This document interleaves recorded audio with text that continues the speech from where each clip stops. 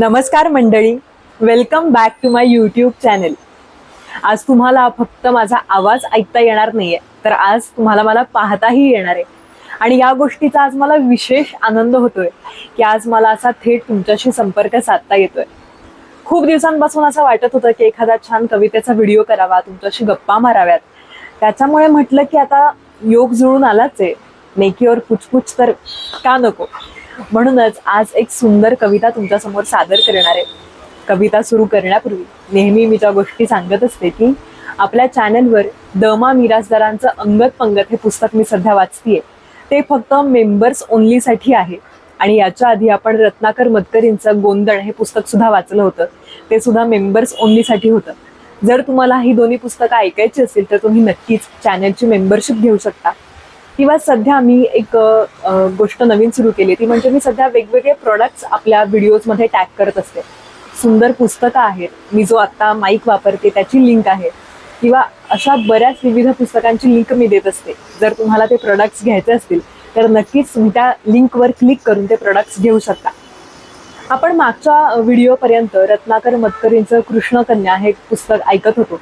ते पुस्तक संपलं आणि मग मला असं झालं की छान एखादा नवीन कवितेचा व्हिडिओ करूयात. आणि सध्या छान सुंदर पावसाचं वातावरण आहे, त्याच्यामुळे का नाही. वळूयात आपल्या आजच्या व्हिडिओकडे. आज आपण जी कविता सादर करणार आहोत ती अर्थातच आहे पावसावरची. माझ्या शेजारी सुंदर छान हिरवं झाड तुम्हाला दिसत असेल, छान पावसाचे थेंब त्यावर आहेत. त्याच्यामुळे असं वाटलं की कविता पावसावरचीच असायला हवी. आणि आजची ही कविता आहे आपले अत्यंत लाडके कवी अभिनेते सौमित्र म्हणजेच किशोर कदम यांची. या कवितेमध्ये आपल्याला दोन वेगळी माणसं पाहायला मिळणार आहेत. एकमेकांच्या अकंठ प्रेमात असणारी पण अतिशय भिन्न आवड असणारी. पावसाविषयीची सगळ्यांची मतं फार वेगवेगळी असतात. माझं मत विचाराल तर पाऊस मला आवडतोय की नाही हे खरं तर माझ्या मूडवरच डिपेंड करतं. म्हणजे घरात असेल, काही काम नसेल तर मला पाऊस बाहेर बघायला प्रचंड आवडतो. पण जर मला काहीतरी काम असेल आणि जे टाळता येणार नसेल तर मला अतिशय राग येतो. आणि मला वाटतं हीच साधारणतः सर्वांचीच भावना असते. बाहेरून पाहायला पाऊस अजिबात आपल्याला आवडत नाही, घरात बसून पाहायचं म्हटलं की फार आवडतो. आणि जर भिजायचं ठरवलंच असेल तर सुद्धा पाऊस आवडतो. पावसामध्ये निसर्ग सुंदर होतो असं बऱ्याच जणांचं म्हणणं असतं ज्यांना पाऊस आवडतो. पण पावसात अत्यंत घाण होते, सुटी टाकावी लागते, कामं रेंगाळतात असं हे दुसऱ्या लोकांचं म्हणणं आहे. अशीच वेगवेगळी पावसाबद्दलची मतं असणारी ही दोन मंडळी आहेत. आणि तरीही ते एकमेकांच्या प्रेमात आहेत. बघूयात त्यांचं मत काय आहे ते. ऐकूयात आपली आजची कविता. त्याला पाऊस आवडत नाही, तिला पाऊस आवडतो. ढग दाटून आले की तो तिच्या तावडीत सापडतो. त्याला पाऊस आवडत नाही, तिला पाऊस आवडतो. ढग दाटून आले की तो तिच्या तावडीत सापडतो. मी तुला आवडते पण पाऊस आवडत नाही, असलं तुझं गणित खरंच मला कळत नाही. मी तुला आवडते पण पाऊस आवडत नाही, असलं तुझं गणित खरंच मला कळत नाही. पाऊस म्हणजे चिखल सारा, पाऊस म्हणजे मरगळ, पाऊस म्हणजे गार वारा, पाऊस म्हणजे हिरवळ. पाऊस म्हणजे चिखल सारा, पाऊस म्हणजे मरगळ, पाऊस म्हणजे गार वारा, पाऊस म्हणजे हिरवळ. पाऊस कपडे खराब करतो, पाऊस वैतागवाडी. पाऊस म्हणजे गार वारा, पाऊस म्हणजे झाडी. पाऊस कपडे खराब करतो, पाऊस वैतागवाडी. पाऊस म्हणजे गार वारा, पाऊस म्हणजे झाडी. पाऊस रेंगाळलेली कामे, पाऊस म्हणजे सुटी उगाच.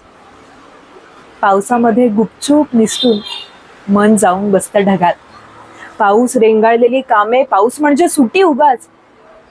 पावसामध्ये गुपचूप निसटून मन जाऊन बसतं ढगात. दरवर्षी पाऊस येतो, दरवर्षी असं होतं. पावसावरून भांडण होऊन लोकांमध्ये हसं होतं. दरवर्षी पाऊस येतो, दरवर्षी असं होतं. पावसावरून भांडण होऊन लोकांमध्ये हसं होतं. पाऊस आवडत नसला तरी ती त्याला आवडते. पावसासकट आवडावी ती म्हणून तीही झगडते. पाऊस आवडत नसला तरी ती त्याला आवडते. पावसासकट आवडावी ती म्हणून तीही झगडते. रुसून मग ती निघून जाते, भिजत राहते पावसात. त्याचं तिचं भांडण असं ओल्या चिंब दिवसात. रुसून मग ती निघून जाते, भिजत राहते पावसात, त्याचं तिचं भांडण असं ओल्या चिंब दिवसात.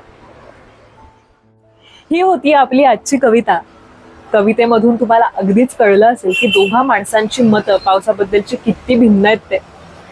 तरी सुद्धा मला असं वाटतं की जी माणसं एकमेकांपासून अगदी वेगळी असतात त्यांचं प्रेम असं बहरतं, छान टिकतं. कारण आयुष्याबद्दलचा असा वेगळा दृष्टिकोन आपल्याला दुसऱ्या माणसाकडून मिळत राहतो आणि मग गोडी लागते, आवड निर्माण होते आणि प्रेम त्यातून फुलत जातं, बहरत जातं. तुमचं पावसाबद्दलचं काय मत आहे हे मला कमेंट करून नक्की सांगा. माझं काय मत आहे हे मी तुम्हाला आधी सांगितलंच आहे. आणि खरं सांगायचं तर जेव्हा असं छान सुंदर हिरवा निसर्ग दिसतो, झरे दिसतात, धबधबे दिसतात, तेव्हा खूप छान वाटतं, मन सुखावून जातं. आणि त्याबरोबरीनेच जेव्हा चिखल दिसतो, सुटी मारावी लागते, रेनकोट घालून बाहेर पडावं लागतं, तेव्हा मात्र पाऊस मला अजिबात आवडत नाही. पण तरी सुद्धा पाऊस सुंदर आहे हे टाळता येणार नाही, नाकारता येणार नाही. मग तुम्हाला आजची कविता कशी वाटली, सादरीकरण कसं वाटलं हे मला कमेंट करून नक्की सांगा. आता पुढे आपण घेऊन येणार आहोत शंकर पाटलांचं फक्कड गोष्टी हे पुस्तक. ते तुम्हाला नक्की आवडेल अशी माझी खात्री आहे. आणि अर्थातच अशा कवितांसाठी, व्हिडिओजसाठी आपल्या चॅनलला अजूनही सबस्क्राईब केलं नसेल तर प्लीज नक्की सबस्क्राईब करा. आपल्या चॅनलची मेंबरशिप तुम्ही घेऊ शकता. या व्हिडिओला लाईक करा, हाईप द्या. हाईप दिल्यानं तुमच्यासारखे अनेक श्रोते, सबस्क्रायबर्स आपल्यापर्यंत जोडण्यासाठी मला मदत मिळते. भेटूयात आपण नवीन पुस्तक घेऊन पुढच्या व्हिडिओमध्ये. तोपर्यंत धन्यवाद. थँक्यू.